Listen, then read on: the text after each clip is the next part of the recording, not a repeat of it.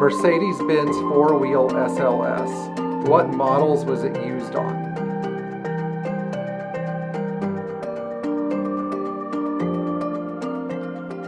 This is a suspension system that became famous because it was used in the 6.9. It was called HPF, SLS, or Selective Leveling System, four-wheel hydraulic suspension. It had a bunch of names, but HPF was really known, because of the 6.9. But this system went on to be used in a couple of other cars that I want to talk about that I think are worth mentioning, just because it's such a special system.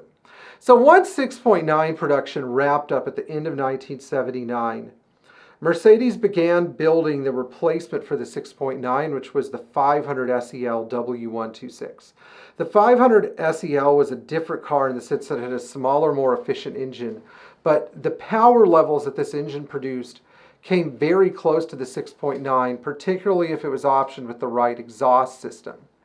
And I've had a very early 500 SEL. Early examples of this car from 80 and 81 actually had a mechanical idle control. The mechanical idle control was weird enough, but they literally took the entire fuel injection system from the 6.9, like the fuel distributor, warm-up regulator, etc.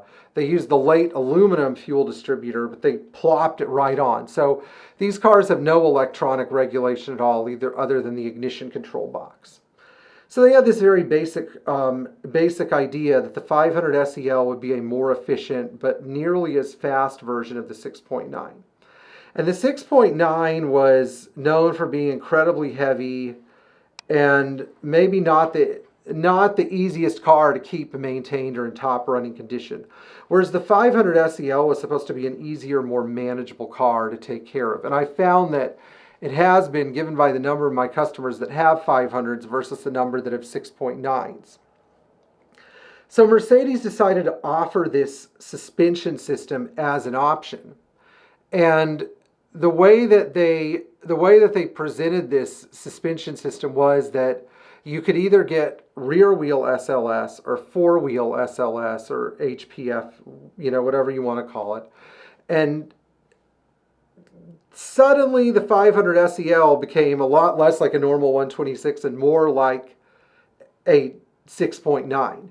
And I think that adding HPF to the 126 was a way of distinguishing the top model of the 126. So if you have a car with this suspension system, it probably is tri-wise. It's probably a nicely optioned car with four-wheel power seats or maybe some tasteful period modifications. Like my car had special seats. It had Recaro front seats and a Zinder body kit and, Zinder wheels. No engine mods, but it had some pretty interesting stuff that sort of complemented the four-wheel SLS. Now, Mercedes continued with this option until 1987. In 1986 and 87, it became an option on the 560 SEL, again, not for the United States. And I've heard it was an option on the 500 SEL. In fact, I wouldn't be surprised if it was, but I haven't seen a second-gen 126 500 SEL with four-wheel SLS yet.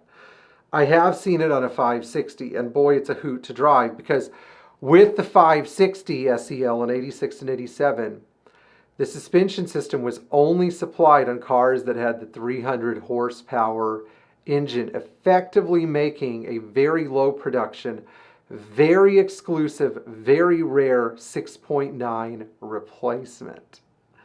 And that's where the beauty of it comes in. So in essence, Mercedes did replace the 6.9, and ultimately it was replaced with the 560 SEL, the 560 SEL with 300 horsepower and HPF.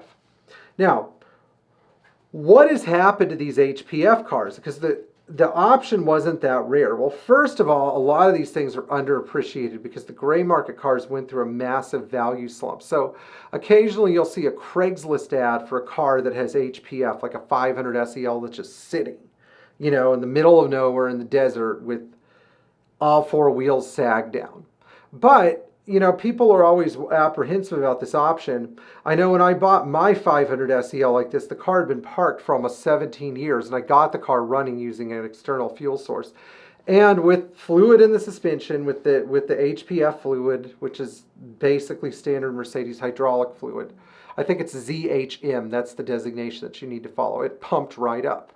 So this isn't exactly a nightmare system, although the cars don't have any coil springs. And so if you're going to drive one, you need to make sure that the system isn't leaking or doesn't have any hoses that are about to fail. But these are really a marvelous car, and they play off of my theme of underappreciated Mercedes, not just for their low-end market value, but because of the engineering that went into these cars and how well they run and drive and handle. A really well-sorted 500 SEL or 560 SEL with the system rides like a cloud and handles like a roller coaster. It just they just are absolutely amazing. They have the best of both worlds. In 1987, Mercedes discontinued this option, but the system sort of kind of came back on the S500 and the S600 or 600 SEL W140, which had their own four-wheel hydraulic suspension system that was even better in some ways, but also more complicated because now you had a computer making some of the decisions. Anyway, if you enjoyed this video and found it delightfully informative,